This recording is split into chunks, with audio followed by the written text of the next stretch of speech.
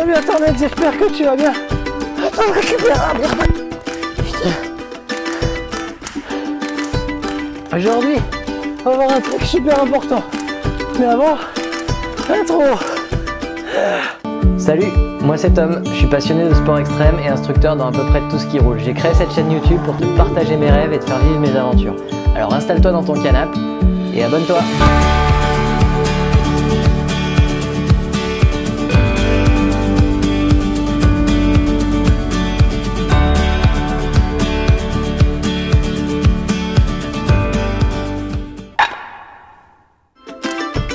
Today's gonna look good with the frame around it.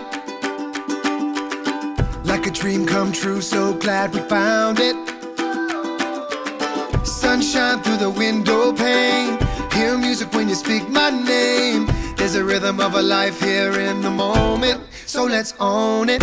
It's gonna be a good day. It's gonna be a good night. It's gonna be a good day with you by my side.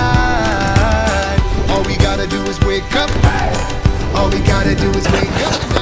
Bon Internet, pour travailler le ou les gestes d'aujourd'hui, tu vas avoir besoin de trouver pas loin de chez toi une pump track. Un pump quoi? Un pump track. Et oui, même toi Maurice, 103 ans au fond de ton canapé, tu sais ce que c'est. C'est ces pistes avec plein de bosses qui ont été bitumées. On en voit pousser de plus en plus en France depuis ces dernières années. Et donc même si 90% du temps tu vois ces parcours assez de gamins, à la base c'est pas un parcours pour enfants. À la base, c'est une vraie discipline. Attention, hein, quand je te dis ça, j'ai absolument rien contre les gamins qui viennent s'amuser sur ce genre de piste. Je suis le premier à amener ma fille pour qu'elle s'éclate là-dedans. Mais ce que je veux dire par là, c'est qu'à la base, ces parcours-là, c'est une vraie discipline. Et que nous, grands enfants, on a énormément à travailler là-dessus. Ça s'appelle une pump track, simplement parce que c'est une piste où tu pump, où tu pump, où tu pump, où tu pump, où tu pump, où tu pump, où tu pump, où tu pump, où tu pump, où tu pump, où tu pump. Revenons à nos moutons. Bon, pour te la faire simple, l'objectif de ce type de piste, c'est de faire le tour le plus vite possible sans mettre le moindre coup de pédale. Tu dois être capable d'aller à Mach 12 en retirant la chaîne de ton vélo. S'il vous plaît, j'ai une petite question.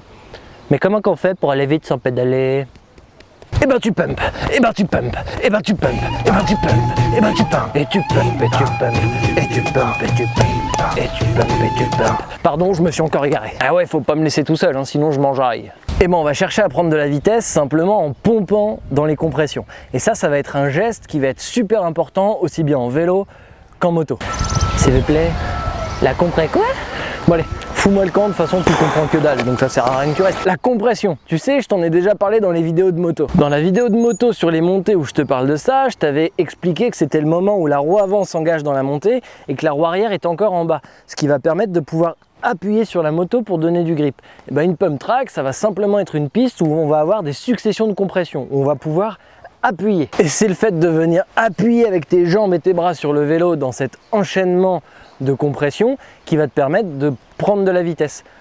D'où le mouvement de pomper. Et tu pump, et tu pump, et tu pump, et tu pump.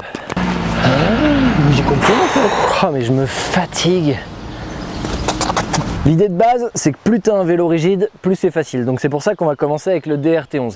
Honnêtement, le downhill a pas grand chose à foutre sur une pump track, mais c'est un très bon step intermédiaire entre le vélo et la moto. Les suspensions vont nous rendre le job ultra plus compliqué. Mais vu que sur la moto on a des suspensions, ben ça va bien faire la jonction. Puis à la fin, si je me motive, on essaiera de faire le tour avec Hector. Mais je suis pas sûr que ça marche. Sur une pump track, il y a 4 gestes fondamentaux à maîtriser si tu veux prendre de la vitesse.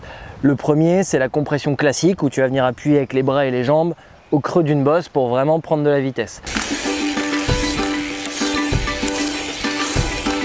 La deuxième, c'est la prise de vitesse en manual. Tu vas lever l'avant en haut d'une bosse pour venir appuyer que l'arrière dans la compression et reposer l'avant directement sur l'autre bosse.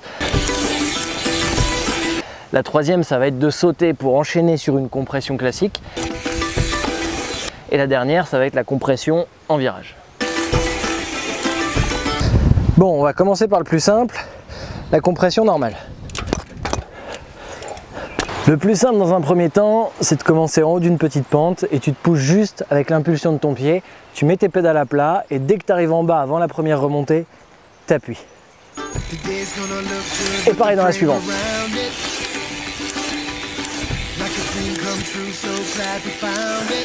On est bien d'accord qu'à ce moment-là, c'est pas moi qui crée de l'énergie cinétique vers l'avant, hein.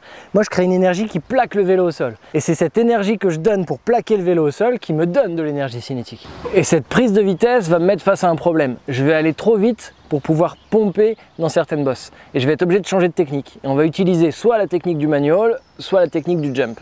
Par exemple, dans cet enchaînement, on voit clairement que l'espace entre les bosses se réduit pour arriver à un espace qui est très court ici. Donc sur ces deux dernières bosses, je vais avoir pris trop de vitesse pour pouvoir venir appuyer le vélo et je vais au final perdre de la vitesse. Donc là, je vais avoir deux choix, soit lever l'avant, juste pomper avec mon arrière pour que l'avant se repose juste derrière la bosse, soit sauter. Bien sûr, avant de maîtriser ces gestes-là dans une pump track, il faut déjà les maîtriser à plat.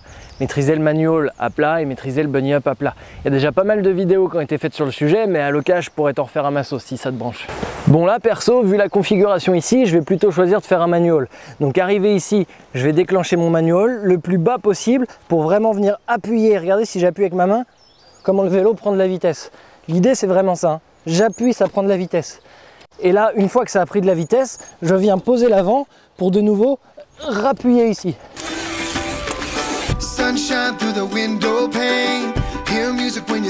Bon, et le deuxième choix si tu as pris trop de vitesse, c'est de sauter. Dans cette situation-là, je vais plutôt choisir de sauter plutôt que le manual.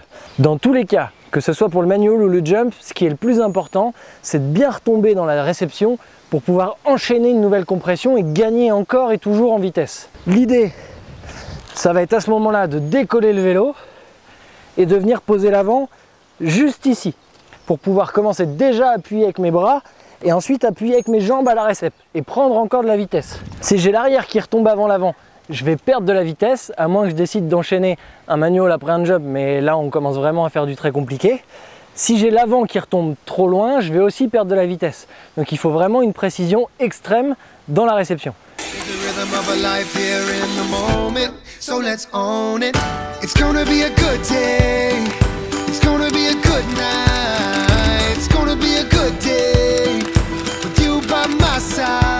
Bon voilà, maintenant qu'on a vu la compression sur les deux roues, la compression dans le manual, le jump pour enchaîner sur une compression, si on veut enchaîner tout ce beau petit monde, il faut des virages. Et les virages, c'est un super endroit pour aussi pomper et prendre de la vitesse. Ce qu'il faut vraiment avoir en tête, c'est qu'un virage dans une pump track, c'est exactement comme une compression entre deux bosses, sauf que cette compression, on l'a mis à la verticale. Donc il va falloir pomper exactement comme la première technique qu'on a vue, mais à la verticale. Ce que tu peux aussi faire si tu veux essayer de gagner de la vitesse, c'est essayer de rentrer le plus haut possible dans ton virage et pomper en descendant. C'est vraiment ce qui va te donner de la vitesse pour pouvoir en sortir le plus vite possible. Bon allez, maintenant qu'on sait tout Internet, on va rouler ?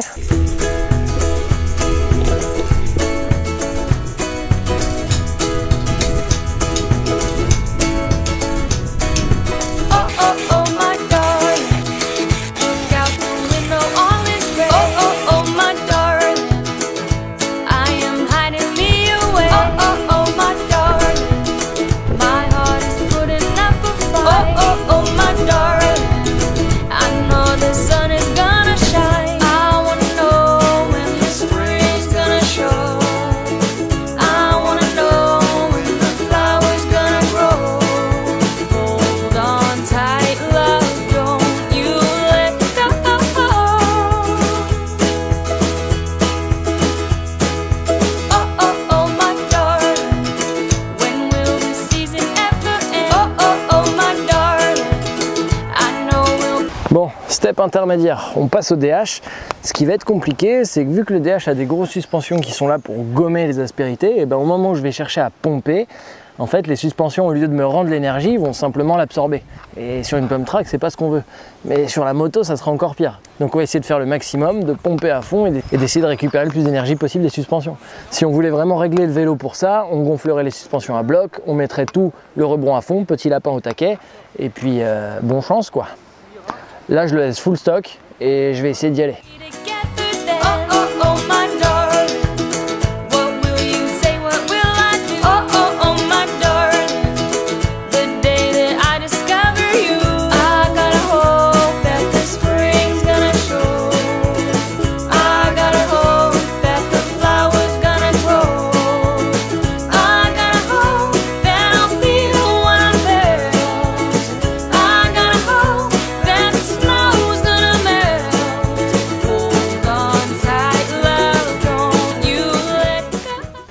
J'espère que ça sera flagrant la vidéo, mais en tout cas en vrai il n'y a pas débat. Je me donne autant que sur le dirt et pourtant j'arrive pas à avancer. Je suis collé au sol, c'est une horreur.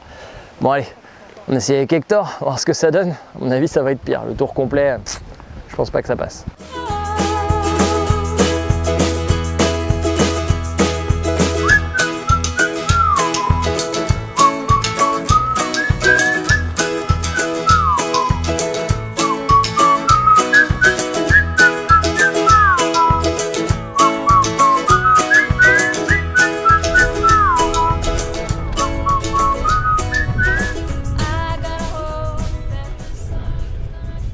Bon, clairement, les pump tracks de vélo sont pas dimensionnés pour les motos. Donc, t'as vu avec Hector, on a réussi à faire une ligne droite, mais on était au bout de notre vie. Donc, vraiment pas simple. J'espère que tu as compris le principe de vraiment aller pomper. Ce qu'on va chercher en moto, c'est pas de prendre de la vitesse, puisque pour ça on a les gaz, mais c'est de pouvoir appuyer la moto au sol pour avoir du grip. Donc, les situations de manual et les situations de jump, on va les oublier pour le côté moto. Par contre, la compression des deux roues et la compression en virage, ça on va énormément s'en servir pour aller chercher du grip. Par exemple dans une montée où tu as un peu de difficulté, où tu n'as vraiment pas de grip et qu'il faut faire un changement de trajectoire, le fait d'aller chercher un appui sur un rebord, si tu arrives à mettre la moto perpendiculaire à ce rebord, tu vas réussir à prendre de l'appui et pouvoir repartir. Dans une compression, si par exemple tu as une petite compression dans la montée, tu vas pouvoir aller appuyer pour aussi reprendre du grip. Ou tout simplement, ce que je t'ai déjà expliqué dans les vidéos, en bas d'une montée, dans la compression, tu vas appuyer sur ta moto pour qu'elle ait du grip et que tu puisses transmettre l'énergie à la roue arrière pour monter le plus facilement. Bref, c'est pas très compliqué, mais bon, commence par le vélo quand même. Bon allez, internet, à la royure!